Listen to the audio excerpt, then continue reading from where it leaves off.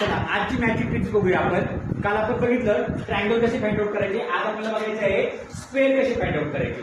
Find the total number of a square in the figure. इथे दिलेले जे square आहे ते आपल्याला फाइंड आउट करायचे. याला मराठीत बोलतात चौरस. मराठीत काय बोलतात? चौरस. त्यासाठी सिंपल ट्रिक आहे बघा. काय करायचं, पहिल्यांदा नंबर टाकून घ्यायचे. 1 2 3 4.